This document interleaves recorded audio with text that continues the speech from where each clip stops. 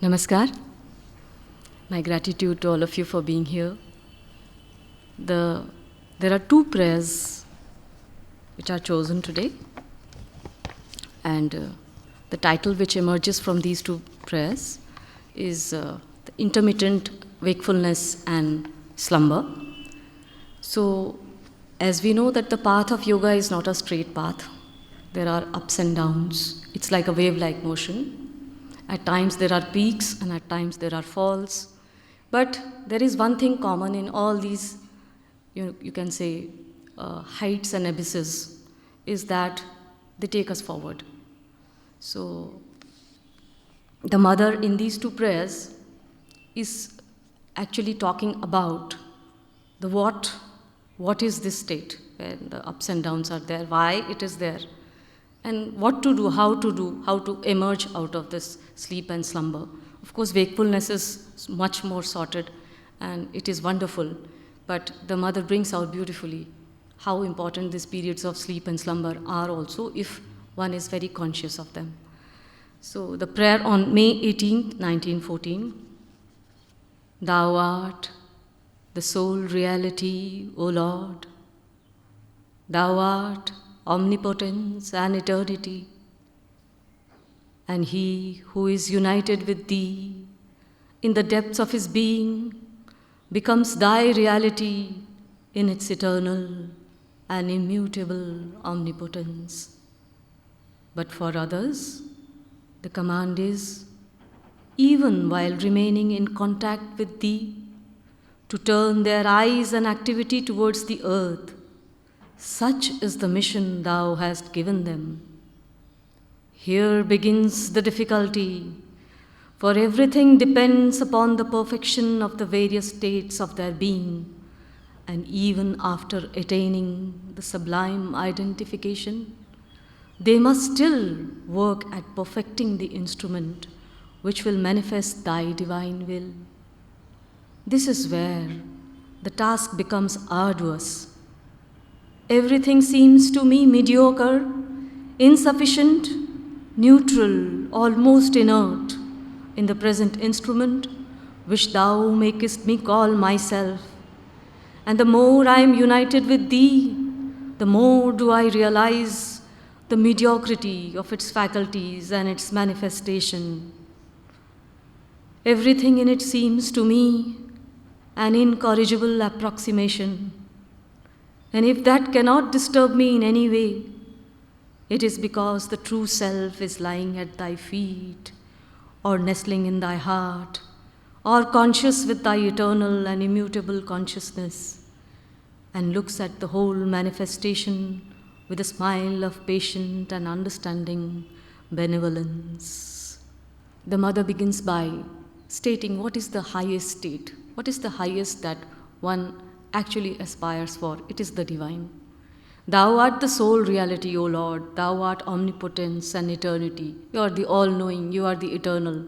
This is the state that we want to unite with, So we are in this physical state. Nature is working amongst us, but the aspiration is to become to attain this state.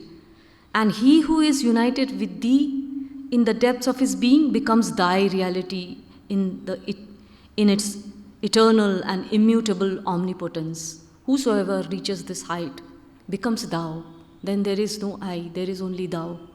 And the I that was working in this physical thing also has turned to thou. There is no I now. So this is the supreme state that the mother is talking of. But for the others, what about the others? One who is already united with the divine has attained that state and knows what to do. But what about the others? The command is, and in the previous prayers we have seen again and again, she is getting this command, to do the work. Even when she has realized this ultimate state is in perfect union with the divine, she gets the command to leave that and come to this world, and she does it willingly. So that is our mother. So for the others, the command is, even while remaining in contact with thee, to turn their eyes and activity towards the earth. Such is the mission thou hast given them. Now, the power of the movement depends upon the base, the strength of the base. So to throw oneself out into the outer action is not the only way to help the world.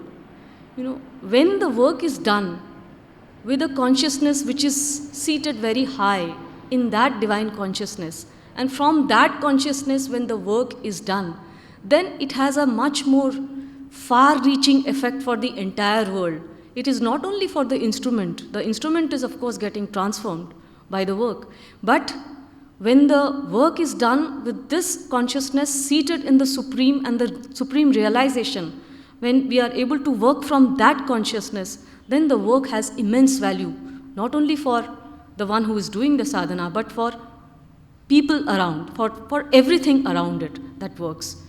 So the enlightenment or the work, the consciousness with which the work is being done is actually from a higher state of consciousness, and that has a very, very far-reaching effect. So somewhere Sri Aurobindo has said to be in the act and above the act.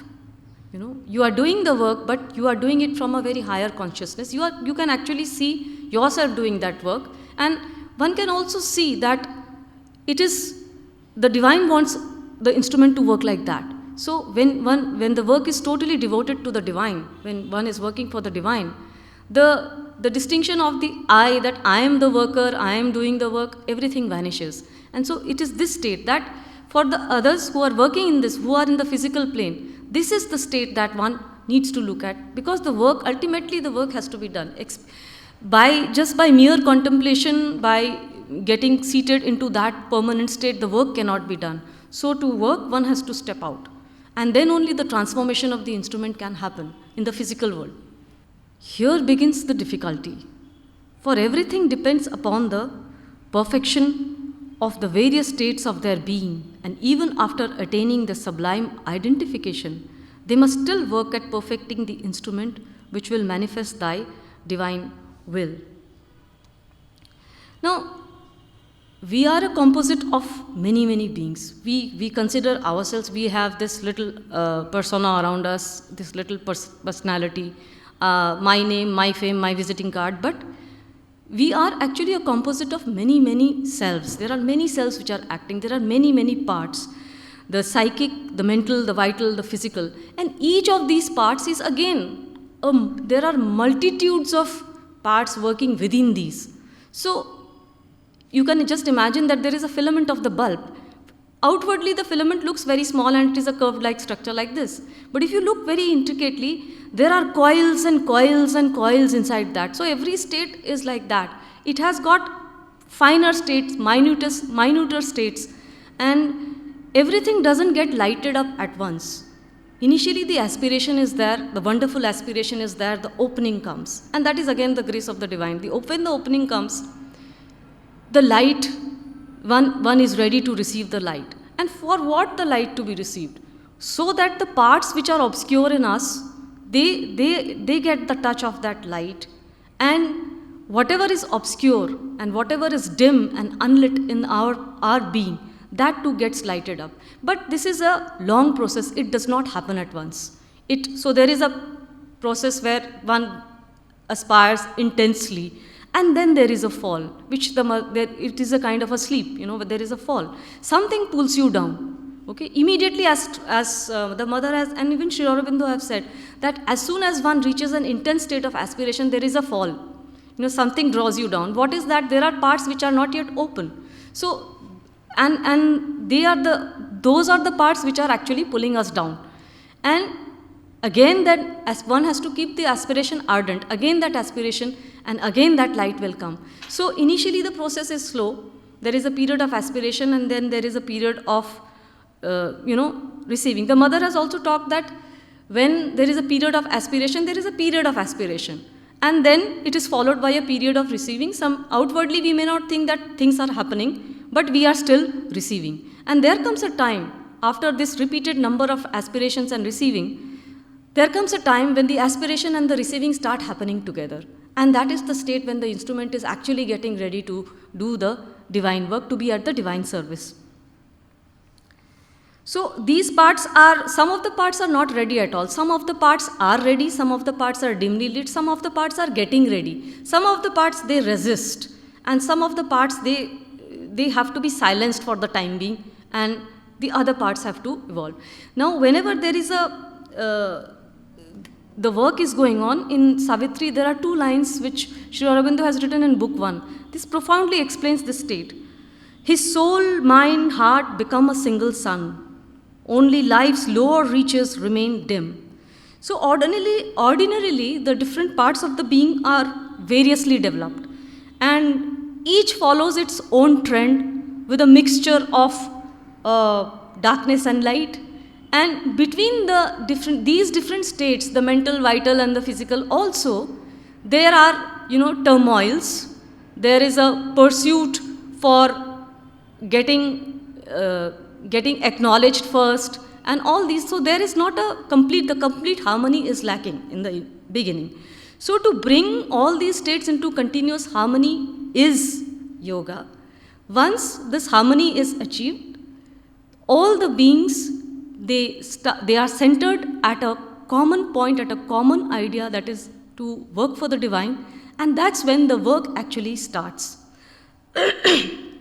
So to avoid this disharmony, to avoid this kind of a conflict, is the path of yoga. And that is why it is not straight, because some parts are ready, some parts are not yet ready. So there is a period of aspiration, the light comes, then the parts which are not enlightened, they get the light, and then they reach a certain stage. So there is a spiral of ascension. Once we cover one, there are parts which pull us down, and there are parts which are opening to the light. So as one overcomes one set of difficulties, one set of awakenings one has reached, then one reaches the next higher level of ascension. And then again, it is not that this is the final state. Again, there will be levels of difficulties which will be posed to one. And again, one has to overcome them. Again, the light is needed. Again, it will come, and next you go to the next higher level of ascension. So it is a cyclic process, or it moves like a spiral. So even after attaining the sublime identification, they must still work at perfecting the instrument which will manifest thy divine will. This is where the task becomes arduous. Everything seems to me, so that means the parts are not yet ready. So at this stage, the mother is at a stage where she has realized the divine, and that divine realization is there. In our own lives, when we are aspiring, when we are on this path of the yoga, we get bouts of light, we get bouts of aspirations, and during those periods we are actually able to offer a lot of these parts for the light to come and remove that darkness from there. So these bouts everybody goes through. The mother, when she's writing the prayer from this, she's writing it from a very, very different level. She's talking at the transcendental level, and the work she has taken on herself. It is not only the planes, it is not only the beings which are in the human form which she has adopted, it is for everybody. So everybody's problems, everybody's difficulties are her difficulties that she is working at. So the immensity of the work that the mother is doing is unimaginable. And she says, everything seems to me mediocre, insufficient, neutral, almost inert. Everything seems not refined, not fully awakened. There are parts which are unresponsive. What to do? But when one reaches a higher state, then only one is also able to identify what needs to change. Before that, everything is amorphous, and one is not able to also see very clearly where the work needs to be done and within oneself. So from the height that she is, and from the height that she is seeing the instruments, and she is seeing that so many parts are yet to receive the light, so many parts are mediocre, they appear so dull, they have yet to, there is so much of work that needs to go into them, even now. And she uses the word, everything in it seems to me an incorrigible approximation. One gets this feeling, that aha moment, okay, we are already there. When one is contemplating, one is meditating, one is in a very beatific state, one thinks, okay, this is it, I am almost there, or I am there. Many get hooked onto this also. But this state is like, we are almost there. When we are almost there, again that lull comes, that period of, that downward, you go downward into the spiral. And this downward Descent is necessary for one to touch those parts. So every time you are going a one step higher, you still feel that there is more to be done, there is more to be done. This is not ending. So this is integral yoga, and it moves like life. So, and life itself is very integral. So Sri Aurobindo has said that this is like, the life is like a vast ocean. Sometimes the sail will be very smooth, sometimes it is going to be rough. And in the path, so many unexpected things will be there, which, we are on the path of yoga. This is not a straight line yoga. It is not a yoga where, you like a swimming, you learn swimming, within 1 year you learn to, do some strokes and you are able to swim across. So after, this is an easy skill. So the yoga is not like that. The yoga is ups and downs and the unexpected. We don't even know what is inside of us. Only when the light comes, we are also able to see. There are so many dimly lit parts which a sadhak becomes aware of only after layers and layers of ascension have taken place. They lie, dormant. And when, before the final union or before the final realization, they start erupting. And that's where, even for the highest of the sadhaks, even for the one who is very, very advanced on the path, the difficulties are there. It is not that for them it is a smooth sail. And this yoga is something that we get one experience, then another experience. It's not that we have reached the summit of the experiences. We keep on getting the experiences. Based on the experiences, the transformation starts happening. And then one level of transformation, another level, depending on what is open and what is not open within us. So there is something, we say that to be prepared for the unexpected is the best. If you are prepared for the unexpected, that is the best preparation you can have. So, but we don't know what is going to be on the path. That is why this, even after the periods of ascension, this, we have to really go within and we have to look what the mother talks about, sincerity. And look at the sincerity with which she has penned down these prayers. In almost every prayer, there is so much of a thing that even a slight suggestion which is taking her away from the path, she is able to identify. So she says, you look sincerely, intently inside, you draw it out, show it the light. It's like a canker. Use the pincer and draw it out, show it the light, then it gets transformed. And then she says in every prayer, she gives us the way also. What is the way? The last paragraph, look at what she has written. And if that cannot disturb me in any way, it is because the true self is lying at thy feet, or nestling in thy heart, or conscious with thy eternal and immutable consciousness, and looks at the whole manifestation with a smile of patient and understanding benevolence. The mother has reached Pondicherry. She has come. And before she came to Pondicherry, she has had so many experiences. She has mastered the Kundalini Yoga. She can also see, she can see the chakra below the feet. She can separate the 7 beings from herself. Not only that, she has gone to the level of 12 beings. She can differentiate that.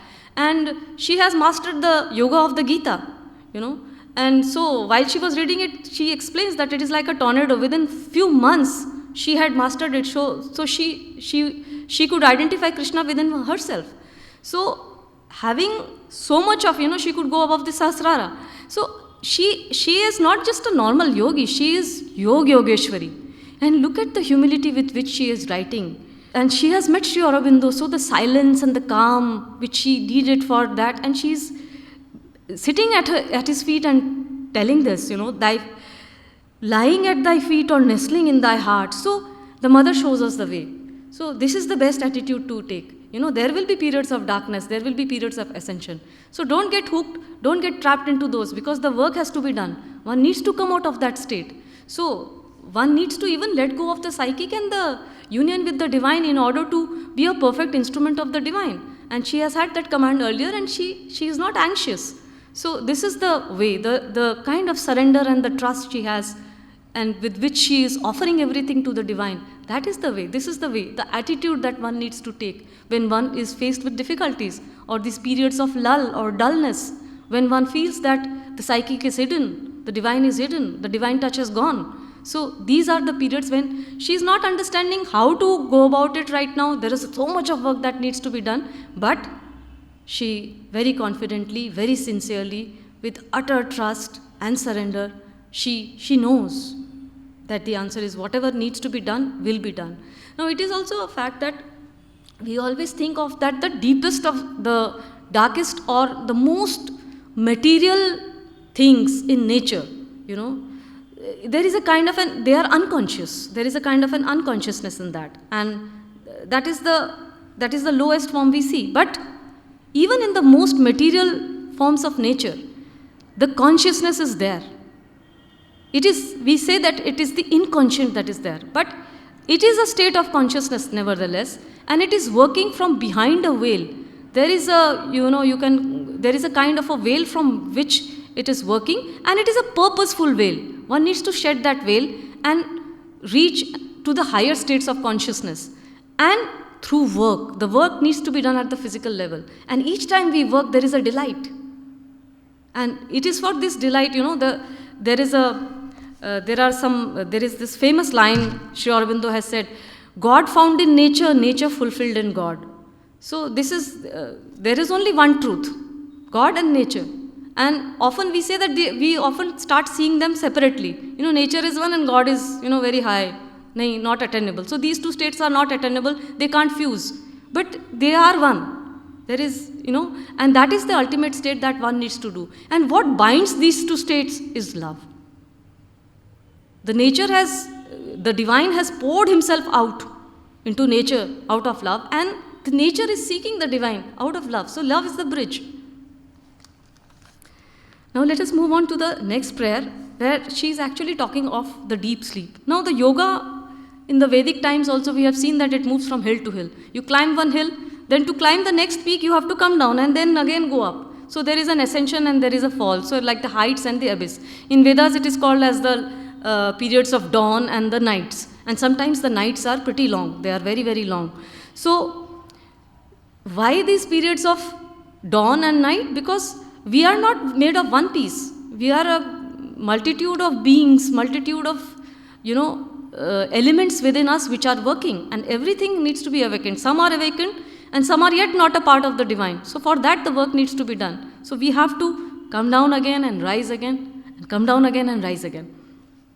So the period of aspiration, there is a period of aspiration, there is a period of receiving, and the mother gives a very good explanation why when we are intensely aspiring, we feel that nothing is coming.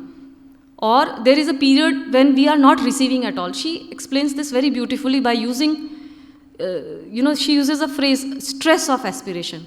When we are aspiring intently, ardently, there is a concentration and there is a narrowness. And once we are able to cross that stage, and then the widening takes place. And when the widening takes place, there is receptivity. So that when that receptivity comes, when that stage comes, it is like a bud. It is like a bud which is still yet closed, but it is aspiring. And the moment it opens, new forms of life can evolve from that flower. Pollen grains can come into it. It falls into it, and then another form of life sprouts from it. So that is the receptivity which comes. The light one is open. And so let us read the second prayer. This mental being, which throughout my individual existence had the power to set all my faculties working, deep devotion for thee, infinite compassion for men, ardent aspiration for knowledge, effort for self-perfection, seems to have fallen into a deep sleep. So she thinks that, she has mastered all this. Then why this sleep is again coming? She has already mastered this. All these states she has attained. Why there is deep? Seems to have fallen into a deep sleep and no longer sets anything at all in movement. All the individual faculties slumber, and the consciousness is not yet fully awake in the transcendent states. That is, its wakefulness in them is intermittent, and in between there is sleep. Something in this being aspires for solitude and absolute silence for a little while, so as to come out of this unsatisfactory transition. And something else knows that it is thy will that this instrument be consecrated to the service of all, even if this must apparently be harmful to its self-perfecting. Something in this being tells thee, O Lord, I know nothing, I am nothing, I can do nothing, I am in the darkness of inconscience. And something else knows that it is thyself, and thus the supreme perfection. What is going to come out of that? How will such a state come to an end? Whether it is inertia or true patience, I do not know. But without haste or desire, I lie at thy feet and wait. So she is writing this from a very high state. She has already mastered, so she's saying why this stupor, why this lull, why this kind of a sleep, deep sleep. The whole being seems to have gone into a sleep. So one can look at this deep sleep, as the mother has said, though she has talked of the physical part, she's talked of it in the physical sense, but there is a higher connotation to what she has said. 1/3 of our life we spend in sleeping. And if we know how to sleep, one must know how to sleep, because 1/3 of our lifetime we are spending in only sleeping.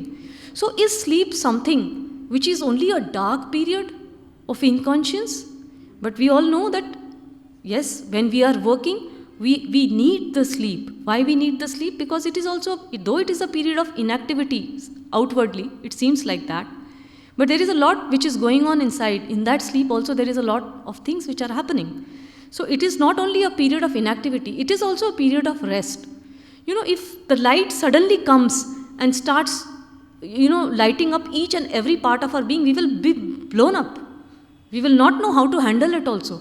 So some parts which are ready to receive the light, they receive. And once they are received, they start harmonizing. And with that harmony, the other parts of the being which are associated with those lit parts, they also start getting lighted up. And this aspiration starts becoming it starts becoming a continuum, it starts becoming like a cohesive force then. But before that, if all the light comes and everything happens, we will be shattered. So these periods of sleep are also needed, so that everything in us which needs to change, which needs to harmonize around this central idea, and working to make this instrument we are full of, like I said earlier, we are full of dark areas and also well-lit areas. So the well-lit, it is very important that when one is in this fallen state, when one is into this slumberous state, so one does not get attached to it in a way that it can lead to more stupid errors. If one gets hooked onto these states of darkness or this sleep and gets, addicted to that, almost, then there are much more stupid errors that one can commit. And what are those stupid errors? Pain, depression, agony, and this feeling that I am not very good, negativity, and pessimism, and worse still, looking for, one is not satisfied, one has given up, and one starts looking for artificial pleasures in life. So that is even worse. So the idea is not to get, whenever even these periods of darkness are there, like the mother is saying, she is just putting it at the feet of the Lord. And the work starts happening on its own. It is the divine who is working. One needs only to be conscious. The whole yoga is about awakening this consciousness. When we become consciousness, we are at a fast track. We expedite the whole process. Otherwise, if you look at even evolution, there is a spiral of evolution also which is working. The Satyug, the Treta, the Dwapar, and the Kali, Satyug is, we identified with the spiritual element, the soul. Treta, intellect. Then Dwapar is the vital, I think. And Kali is the physical, But from one state, the evolution happens from the Satyug to the Treta to the Dwapar to the Kali, and then again another Satyug comes. But this Satyug, when it comes, it is a higher Satyug. It is not the old Satyug that comes. So even in life, even the whole process of evolution, this is a spiral process of ascension that is happening and taking place all the time. And life follows the same process. The process is the same. Only thing, when we take into this path of integral yoga, everything that needs to open in us, we are able to ascend very fast. And we are also able to bring down the awareness to do the right kind of work for not only for ourselves, but for the all. Yoga is for the larger good. We need to work as an instrument for what? For the yoga to proceed, for the physical, for the divine to manifest in the most physical of the forms also. So the physical has to get transformed. So there is an immense work which is required over here. So in this also there is this ascension and depression, it will happen, it will keep on happening. The best way is not to get hooked to these levels and say, ab kya hoga, I am doomed, and the mother is saying here something look at the way she has identified. Now, when we have these different states, and everybody is screaming for recognition, everybody wants to assert itself, these little beings that we have in ourselves, and they have all been under the influence of yoga, ego, they are still under the influence of the ego, they are not able to let go. But as the light comes, the ego starts vanishing, and there is a need for the ego, there is a need also for these elements to be there. That is why the ego is there. But after a certain stage, then this has to be the ego has to be completely annulled, and it has to be, you can say, disassembled, and one has to let go. And the mother is writing from that state. She is not saying that I know nothing. She is saying something in this being tells. So she has been able to, she is observing. She is saying that it is the ego which is telling, I know nothing, I am nothing, I can do nothing. So when I initially read this prayer, at one go it seems like the mother saying this, unbelievable. So when one reads it again and finds she is not speaking from the normal human consciousness at all here. She is at this. But when we are undergoing the process of yoga, when we are on this path, we often have these states. So these states are there, and she has identified this. And she says, something in this being tells, it is not I. And then she says, wonderful something that she says, and something else knows that it is thyself.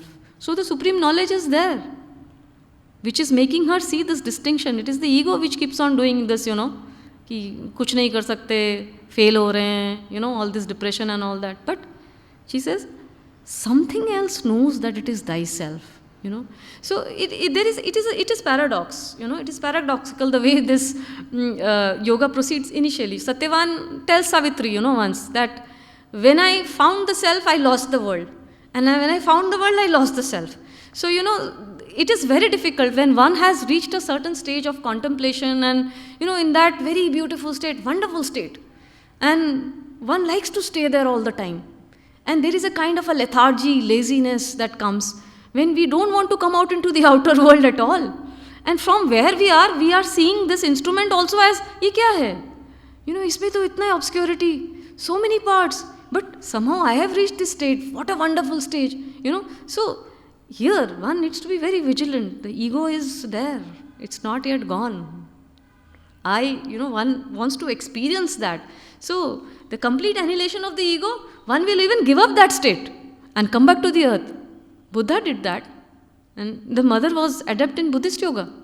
And so she is able to talk like this. But for us, we have to be very vigilant that we don't get trapped into either of the states, either in that beatific state of contemplation or meditation, or even when we are working, we have to let go of the pride that I am the worker, and also not get associated when these dull periods are there, when the sleep is there. So one has to be very vigilant. And the best way, of course, Mother shows in all her prayers. It is the path of surrender, trust.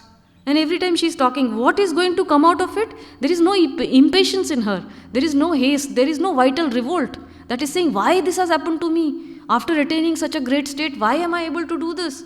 Why you are bringing me down to even, the earthly, this thing. Nothing of the sort. What is going to come out of that? How will such a state come to an end? Whether it is inertia or true patience, I do not know.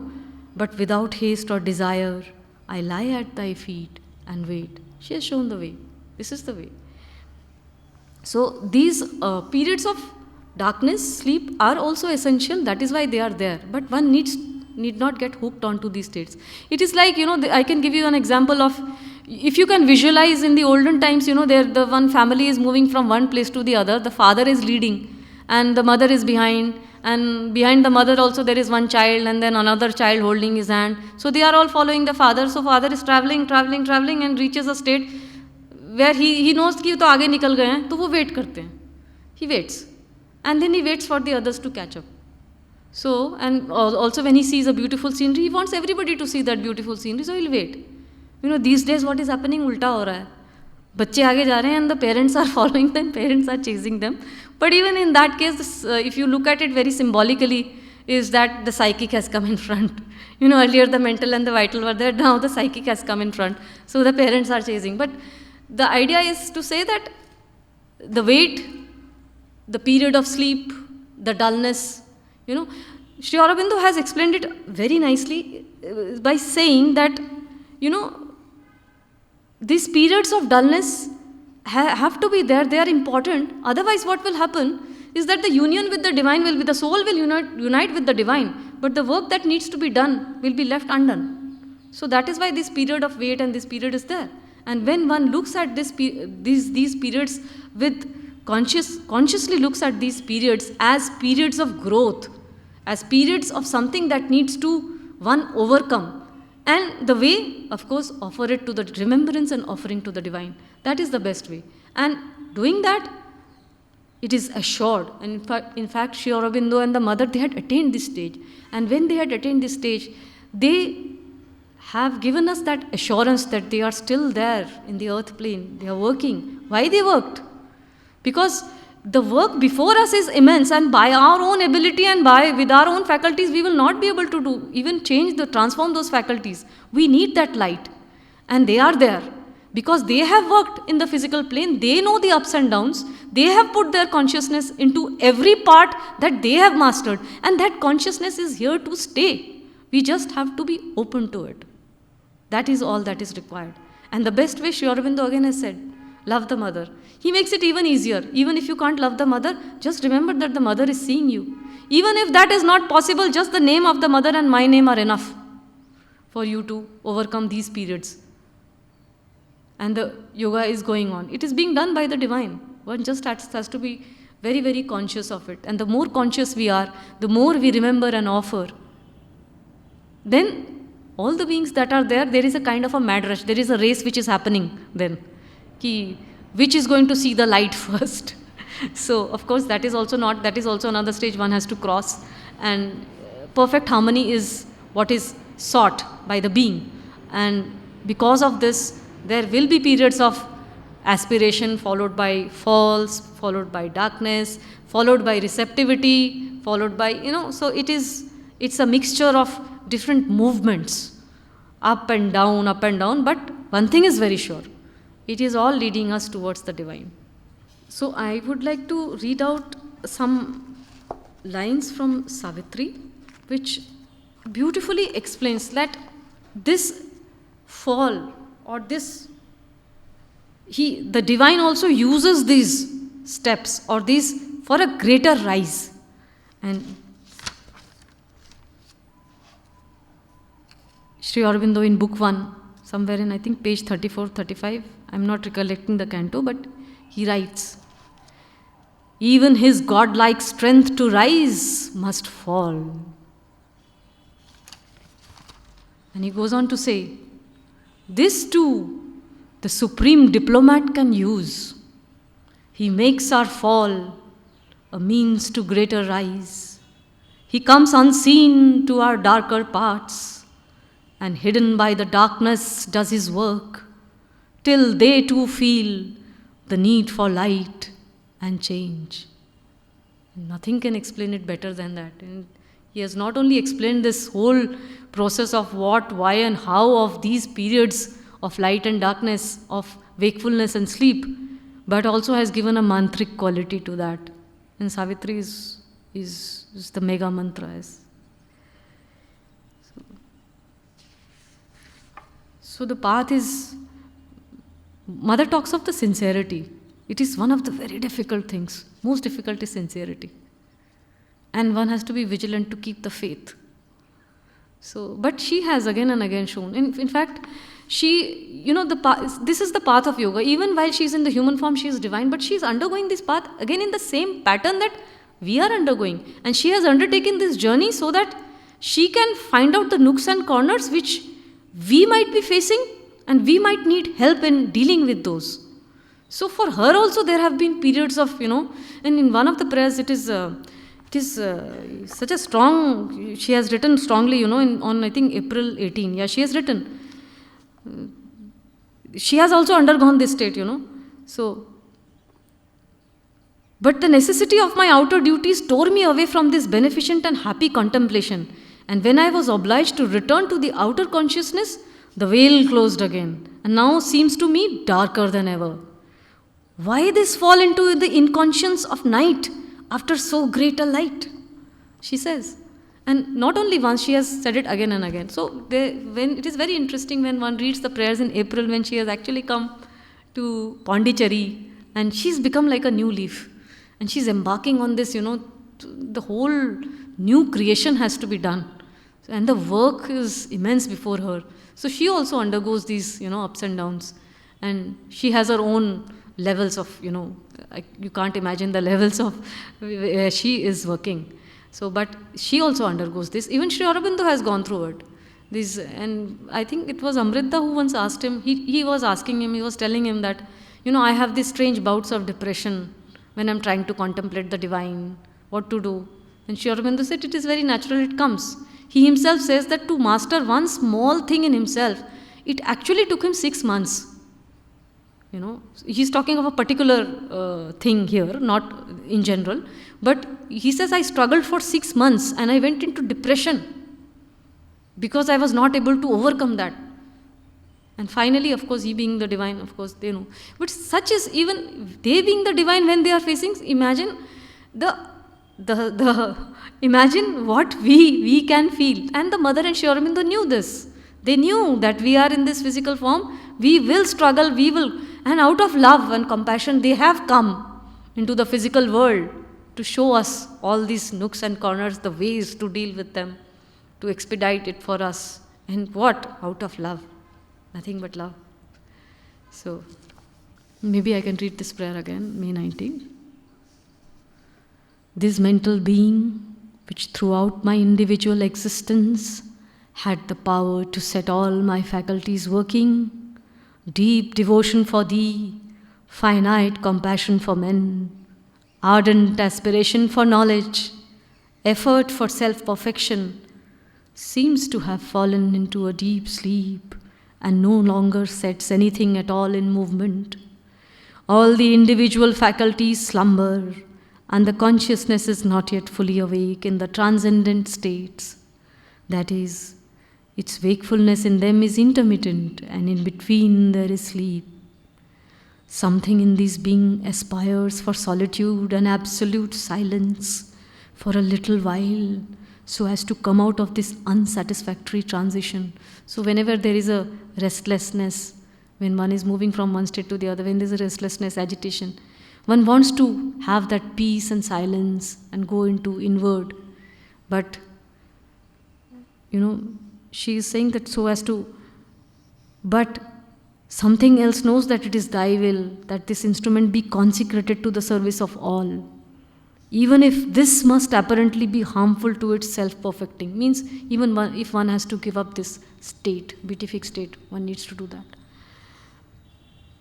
Something in this being tells thee, O Lord, I know nothing, I am nothing, I can do nothing, I am in the darkness of inconscience, and something else knows that it is thyself, and thus the supreme perfection.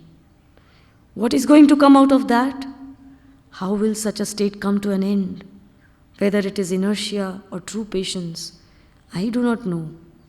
But without haste or desire, I lie at thy feet and wait.